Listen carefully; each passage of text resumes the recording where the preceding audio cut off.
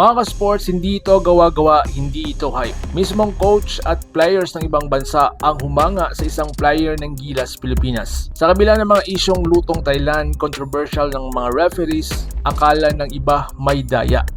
Hindi umubra ang lahat ng iyon laban sa Gilas dahil may isang player na tumayo bilang goal big factor, game changer at dahilan kung bakit tahimik na yon ang Thailand. Kung trip mo po ang ganitong content, paiwan ng follow at pa-subscribe na din. Tara po, simulan na natin. Mga ka-sports, kung hilig ninyong bumili ng mga Gilas jersey, Gilas accessories at mga gamit na pang basketball, habang nanunood po kayo sa aking mga videos, kindly check this basket on this lower part ng ating video at magpa-pop up yung ating mga items sa gilid. Mga legit po yung mga items dyan, and see to it po na makabili po kayo ahead of time kasi meron po yung mga discounts and mga promos depende po sa seller.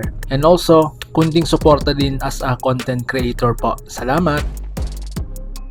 Sa laban na ito, may isang Gilas player na hindi lang Pinoy fans ang pumalakpak, pati coach at players ng ibang bansa na pawaw talaga. Habang mainit ang laban, habang dikit ang score, habang ramdam ang pressure at tension, siya ang hindi natinag kahit anong tawag ng referee. May